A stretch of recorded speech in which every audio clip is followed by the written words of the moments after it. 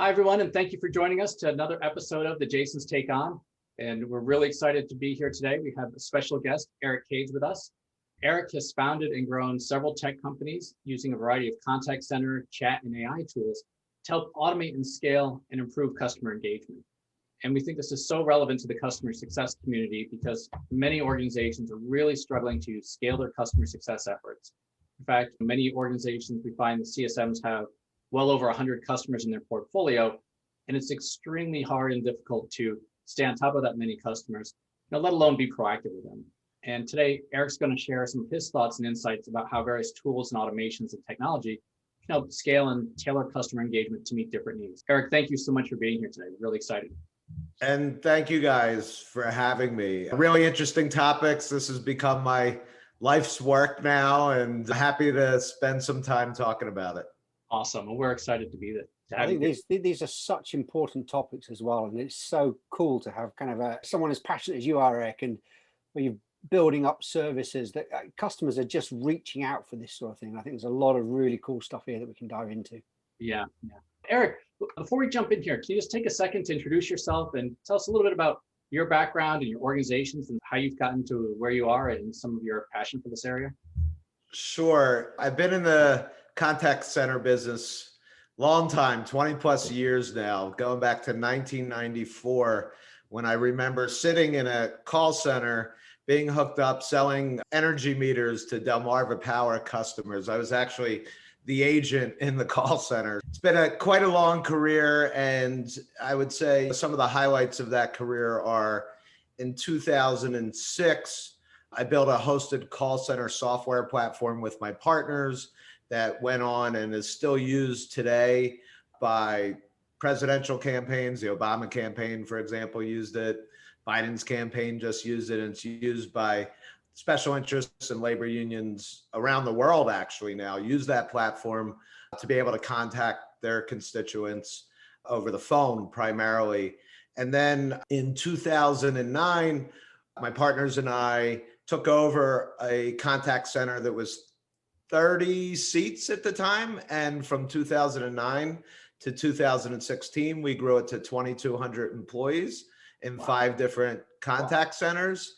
And that was a result of delivering for our customers, customer success, and those customers just kept growing with us. And I think one of the biggest secret sauces that we had beating out some of the other competitors was we were able to really deliver reporting that our customers wanted on time and accurately.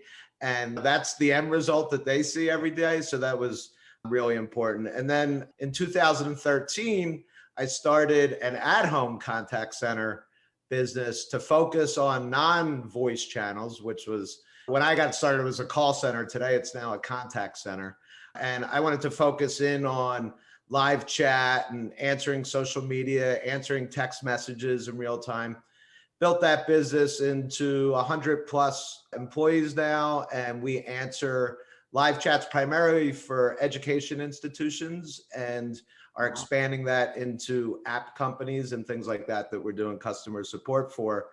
And then in 2016, I actually a couple of years earlier started hearing about these things called chatbots, which I thought, oh my God, they may put my chat center out of business. I better start learning about these things. And I had understood how these technologies worked, partnered up with a brilliant CTO and set out to build our own chatbot platform. And that's where I end up today, where I have a holding company called JetSense AI, which has 2 companies underneath it. One of them is textchat.com, which is a very low-level chatbot live chat solution for small businesses. And then we have JetSpring, which is our at-home agent contact center business, which, like I said, primarily focuses on live chat, answering social media questions, sending text messages to people for a bunch of different colleges and universities.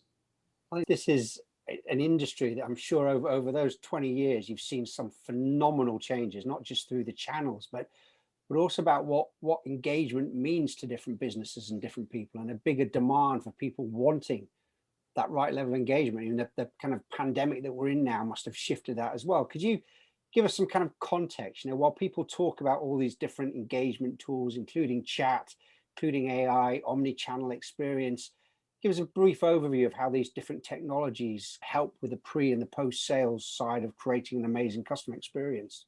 Sure. Look, I remember when I got started into this business, agents were making phone calls manually on a rotary dial and writing everything down on a piece of paper that happened on their call. Then we started putting that into spreadsheets and then scripting, and obviously now all these different channels. I love how we all laugh because we can all remember those days, and it doesn't seem that long ago, does it? And it's interesting, as the channels have evolved, I think the acceptance to them has been very slow, at least here in the US. And to give you an example, prior to the pandemic, I had always thought at-home call center agent, that's going to give me better access to a wider pool of agents, versus in a physical call center, only a certain type of person is going to come into a physical call center. I've owned both. But yet when we would pitch clients, they would always be scared of the fact that our agents were working from home. Now in the pandemic, oh my God, all of a sudden we're all the rage, and the fact that we are at home is a great thing. To answer your question a little bit more about the different channels, I think you really have to separate to not get confused by all these different options you have.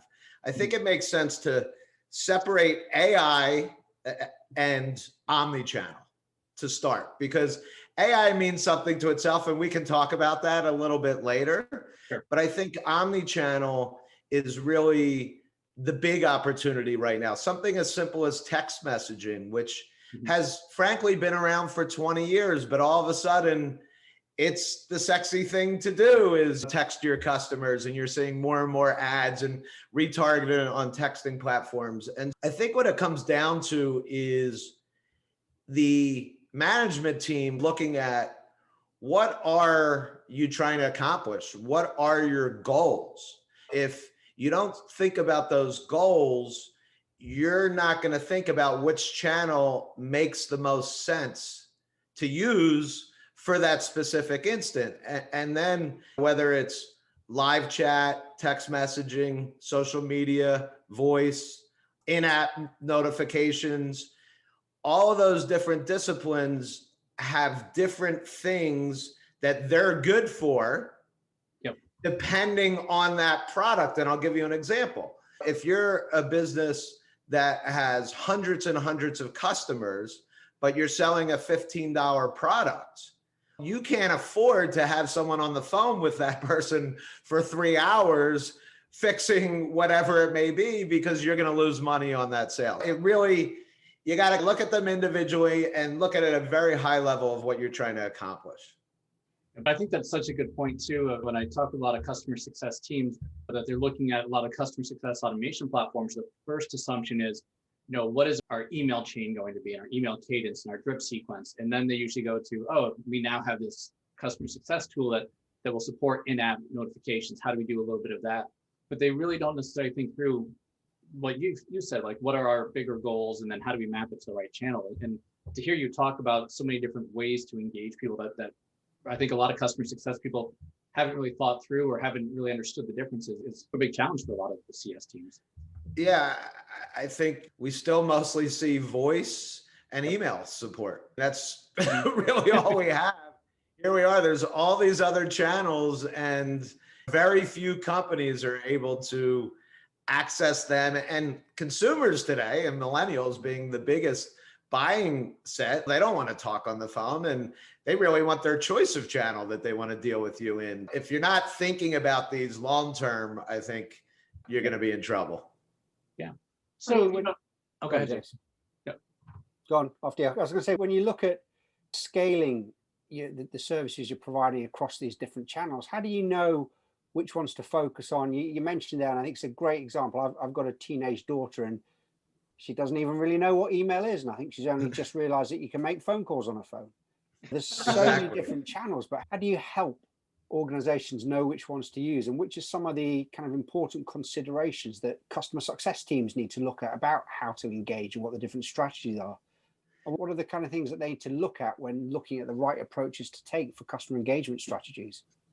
I think the first thing, looking, if your customer is 12 to 15-year-olds, you better start looking at channels to communicate with those people. So I think it starts with knowing who your customer is and then identifying what the tasks are that you're trying to accomplish. Because in certain scenarios, and I'll just give you a higher education example where a student wants to get, and Jason Noble, you may not know this acronym FAFSA, your FAFSA ID here in the US for your financial aid. You could very easily go to a chatbot, could answer you a couple of questions through a live chat on a website and show you the school's FAFSA ID. But then if it's a student that has problems or a customer that has problems and it's a very expensive product, you better get that person talking to one of your best customer resolution representatives on the phone or on chat if they want to, and be able to even do a screen share and take them through solving their problem. So I think it depends on who the customer is and then what the task is that you're trying to accomplish. Yeah, absolutely. I think with that as a backdrop too, we find that a lot of customer success teams, they have one track for their enterprise customers and one for their SMB market, with different needs and different expectations. What do you see in your experience as some of the different needs and tactics and tools that you recommend for SMB versus enterprise, and where might one be a better fit than the other for the different size companies? Sure. Look, an enterprise customer is a high touch customer. If depending on the value of that customer, you might have a team of 5 people that are responding to that customer for different level things, and you're going to have different levels of tickets and what you respond to within 15 minutes and different SLAs for that. But at the same time, like you said, if you have SMB customers, which we have in our textchat.com business, that's geared towards small business customers, we know email is cluttered, and you and the 3 of us spend a lot of our day going through and deleting emails and things like that. That's where I think text messaging has a huge advantage to anything else, because we know that our text messages get through. So if someone needs support, an appointment reminder, a update on the shipping of a package, whatever it may be, they're actually going to be appreciative of you texting them to give them that notification instead of it getting lost in that massive email. So I think I also think live chat is critical. People can't always talk on the phone. You could be at the office and your team members are around you. You have something that you have to get resolved at home. Well, you can do that in a live chat conversation and not be talking on the phone and kind of multitask as that person helps you through live chat. So I think overall, the direct message-based communication tools are the future. It doesn't take a rocket scientist to see that. We all know how our kids communicate and don't even know, like you said, Jason, that they can talk on the phone. So I think teams really need to look at message-based, but then the consideration, is it automated message-based or is it live agent message-based? And depending on the level of customer, you might want to have a live agent-based message-based solution. I think that's so key, and that it is, knowing your audience is a really key thing, and how for different companies, it's going to be so different. And the idea of segmentation becomes so critical. And I smile because I know just seeing how my daughter interacts, and she didn't realize these mobile phones, we've grown up with an iPhone, we know how they've evolved, but the idea that there was a phone app on it, and actually you could phone with it, because they're in such different applications all day long. And these are the channels that they use, and more people are starting to do it in great levels of engagement with things like Snapchat, TikTok, all of these things, and the advertising in them. Yeah. One of the terms that we hear a lot, and you've talked about it, the companies that you've built up, is about AI and machine learning. And there's a real buzz around today. I think for a lot of us in customer success, that there are some challenges with seeing how it can apply to us, what it really means. But also there's some kind of uncertainty and some risk we see for it. Do you, in the work you've done, when you've talked about live chat bots versus automated ones, how good is the AI? Where do you see it going? What are some of the exciting things that because you're at the forefront of this? It's really just a phenomenal question. I think this confusion about it is really what is slowing the adoption of it. And if you're in a room with a management team and the question comes up and an AI chatbot that's going to respond to natural language and hopefully represent the brand well, you'll inevitably get the guy in the room that said, I went to that company's chatbot and it couldn't answer. I'll give you a personal example. A major car manufacturer here in the US came out with a new car. I'm not going to mention any names. Very exciting car. I read about it in Motor Trend on my phone. I ran to the website. There was a chatbot on the website that was a AI open-ended conversation type chatbot. And one of the big ones here in the US, one of the big three. And I asked, how much does it cost? And the chatbot couldn't answer it. Like the most simple fundamental question as well. Yeah. And no one had thought of that. And so Eric, you're asking it the wrong way though, clearly. Yeah, exactly. So, but I don't want to poo it because there is a time and a place for it. And I think that what companies need to realize is that, like I said, the channel is separate from the AI. And then when we talk about AI, we're especially in conversational interfaces. AI is such a broad term. That's why no one really knows what it means. What we're talking about here for customer success is way different than the AI that's used to identify what drug might be best for this cancer patient. Two totally different technologies, both called AI. So, if I can give anyone a little help here today, I think that the biggest thing to understand with regards to conversational AI, which is really what we're talking about in customer success, is you have two core technologies. You have natural language processing and you have machine learning. And those two technologies work hand in hand to give you conversational AI. And yes, someday maybe this conversational AI will be able to replace human beings. But today it's still very much human involved, let's say, to perfect that knowledge base. So it's not as complicated as you think. It just takes time to tune a chatbot to where you want it to be. And that takes a lot of manual tuning. So here's how it works. You come in, you ask it an open-ended question. It's trying to figure out what you're saying first by your intent and the words you're using. Then it's tapping the machine learning database to say, okay, what's the answer based on those words?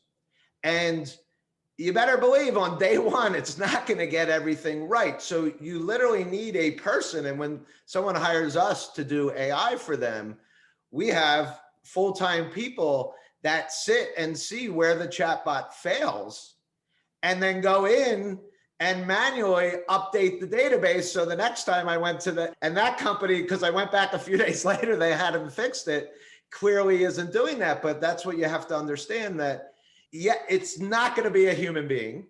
If there's a finite amount of things, it can be a very useful tool. But at the same time, you may be just better off using a button with some back-end automation into data, because it's like my example earlier on, what's my FAFSA ID? Yeah. I don't want to go through a chatbot figuring out FAFSA when I could just say to someone, what are you looking for in FAFSA ID? Be one of them, they hit the button and it gives it to me. You have to weigh those things. You have to really look at it like any project, that it's going to be a constant improvement to get it to where you want it to go.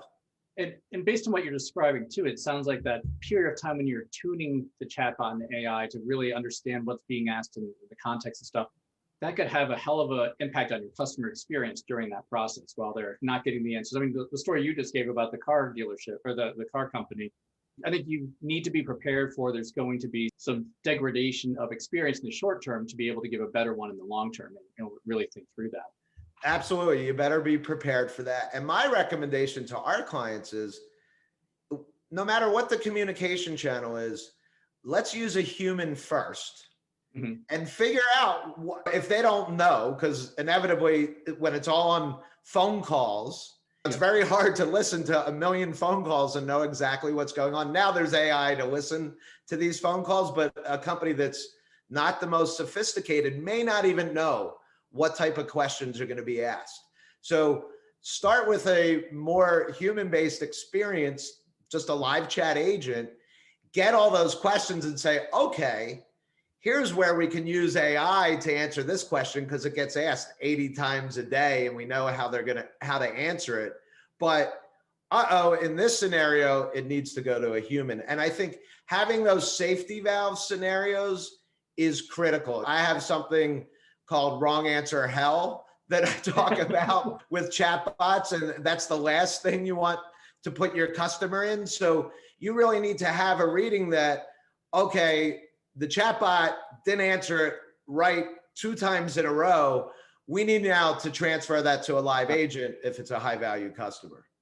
So many businesses don't do that. I mean, maybe it's a UK thing, but there's more and more chatbots here, and you get to the end of the tether with them. I do wish they were listening that 2 times it's wrong, and it still keeps asking you the same question. And it does. To your point, Jason, it brings across a really frustrating customer experience for you, and you just disengage. Yeah, look, we are focusing on for live chat with our techchat.com product. And I did a test yesterday. It's called live chat. No one answers it live. It should be called dead chat, really. Like I was looking through a data set yesterday, and 5 out of 5 companies that had live chat were not answering it. And think about the implications of that. First of all, you're saying, we don't want to talk to you. You're degrading your brand. Yep. You're losing a customer. You're not keeping your promise, and you're never going to get them back. Just like you said, Jason. Why? But I love this because I'm a huge fan of proper customer experience, which comes into what we do for a living, which is why we're all so passionate about it. But particularly in a pandemic, the number of organizations that you phone them up and they're using this as an excuse that they haven't realized there's a way of doing it. And it's so frustrating. I phoned up, I had a letter from the tax authority yesterday, phoned them up, and they are an awesome organization because you think, oh, it's going to be a pain dealing with them. But phone them up and they say, oh, we're all working from home, it's going to be a long time. And 2 seconds later, someone answers the phone, he's speaking to a human, and they deal with a problem. And it's an organization you would not think has got the customer experience, but it's spot on, and they just know. And it's incredible to see someone answers within a second, and you're already set to think, I'm going to have to wait 10 minutes. Really good to see it. I've not seen how they use live chat yet, but that is something to take. But at least they're answering the phone. Yeah, right? Absolutely. Absolutely. And that's one thing where I see a big advantage in chatbots. Usually when you call into that system, you're in this IVR that's press 1 for this, press 2 for that, or do you want this? And you're tied to it. Yeah. Whereas with a chatbot, and you're giving someone 4 selections in a live chat, whether you're on your mobile phone or your desktop, it's milliseconds to bring someone down a path to find where they want to go, as opposed to being tethered to your phone and having to listen through this whole thing that you just want to throw the phone out the window. So Eric, let me ask you, because I think what you've described here has such potential, but also what you just described of you've got to train your chatbot and it takes time to get there and all these great things. If a company is looking to really implement some of these automation tools, whether it's the AI or bots or other things for their customer success program, one, realistically, how long should it take them to do this, and where should they get started?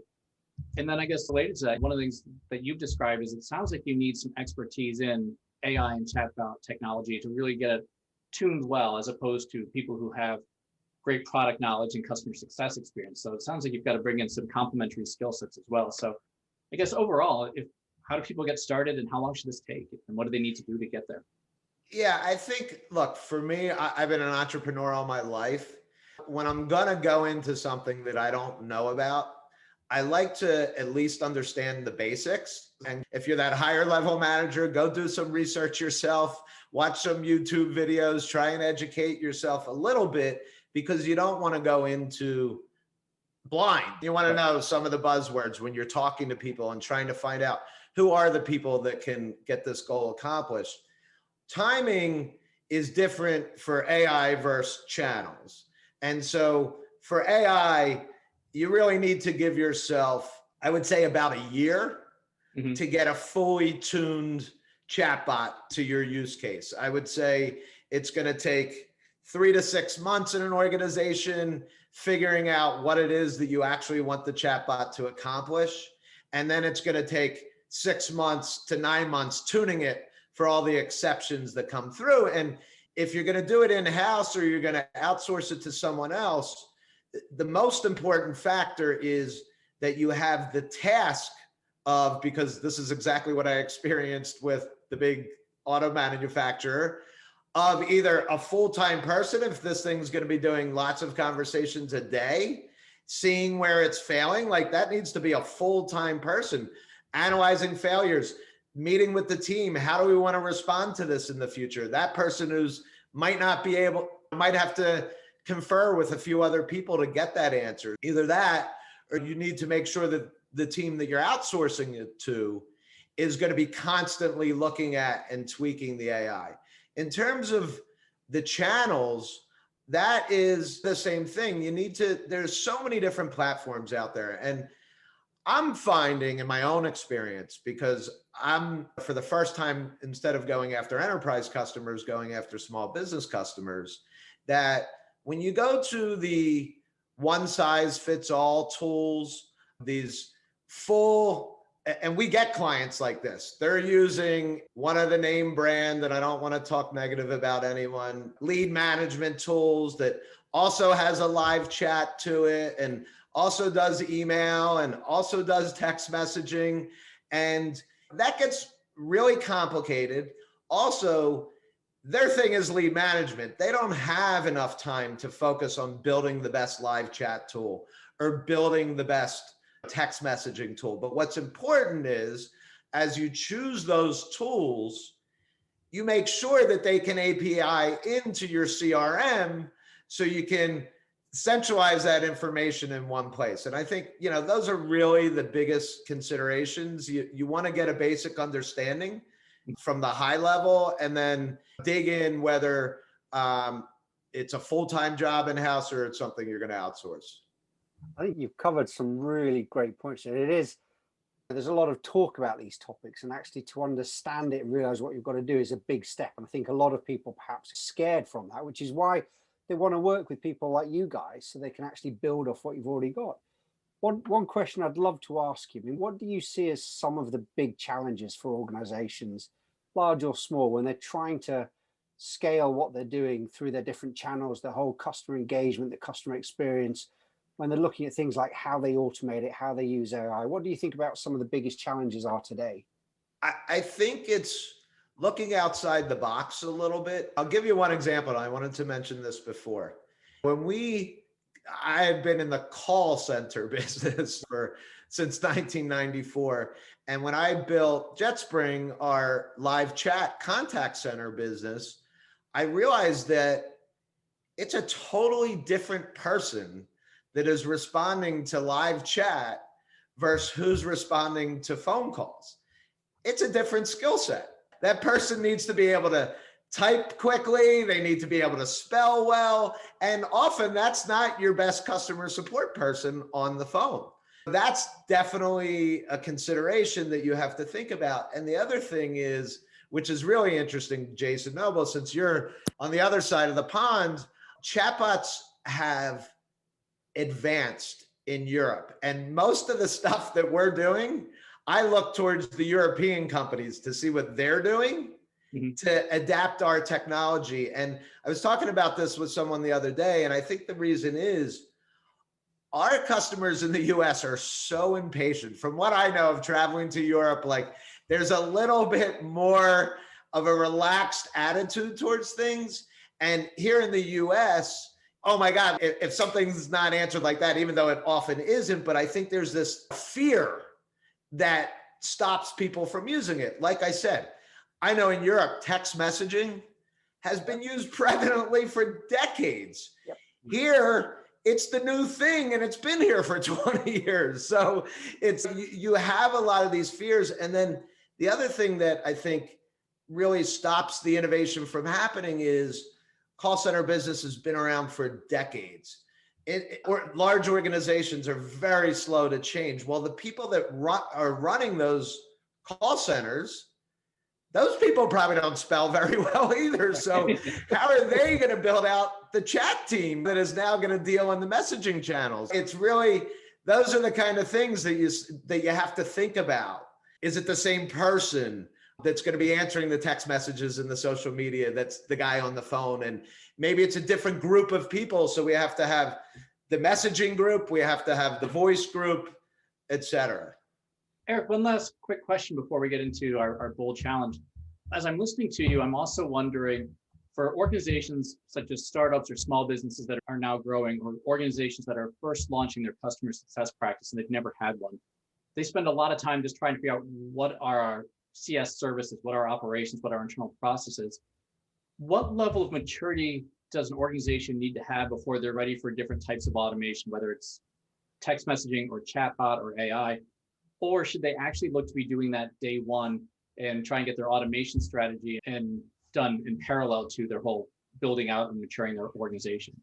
It's a great question, Jason. And TextChat is a small business. We just launched it in October. We're launched on the Shopify platform. You can also get it directly. But so we had to build out all these automations from scratch. And I had been in big corporate customers, relationships, networking to get clients, sales teams to get clients. This is now we're getting them off the internet. And I've wasted a lot of money already and learned the hard way. So hopefully I can prevent some people listening those painful topics. I think, you have to figure out what are the tent poles. What are the automations that you want to have? Email, is it email? Is it text messaging? Do we want to have someone answering live chat? First, you have to figure out what those are. And then I think really the best thing to do is find an independent contractor through a platform like Upwork or something like that. We're having a lot of success with this, where we're able to find someone, and this isn't really customer success, but I need a Facebook ad expert. I can find that person very inexpensively, hourly, and it's not a full-time job, as a contractor who worked for the big agency that's an expert in that. And it doesn't matter. It could be customer success. It could be any individual. Like, you could go to Upwork and find like a text messaging automation expert.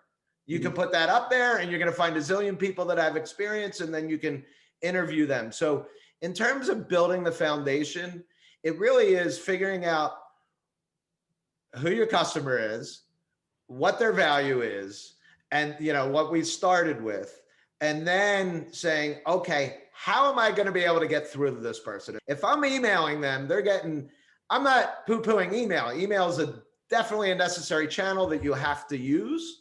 When you're going to start employing some of these newer channels, you really need to think about, okay, we want to respond to Facebook Messenger.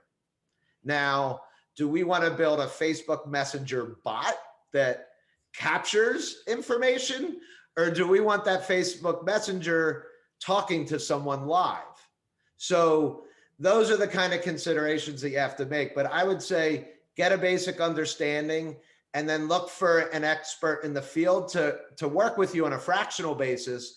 And that'll save you thousands of dollars and thousands of hours and time in trying to figure out from scratch for yourself.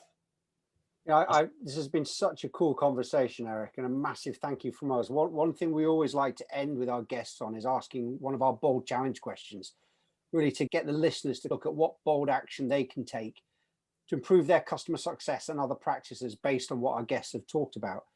Question that we're going to ask you is, what bold actions would you recommend that our listeners take right now that can improve how they use technology, automation, and AI, and all of the other good stuff that you've talked about to help scale their customer engagement efforts? I would say start with expanding a channel.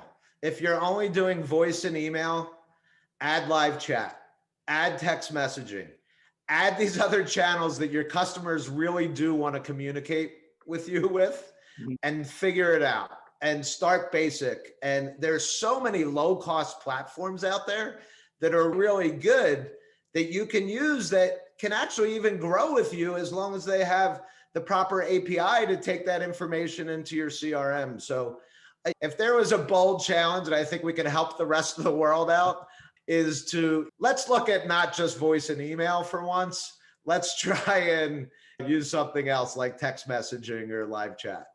Wow, fantastic. Eric, thank you so much for being here. We always like to take a quick minute to invite our guests to do a shameless plug and let everyone know a little bit more about your company, or in your case, companies, and how they can get in touch. And obviously, we'll have links to your contact information in the show notes below, but go ahead and give a shameless plug for what you're doing and how people can reach you if they're interested in learning more.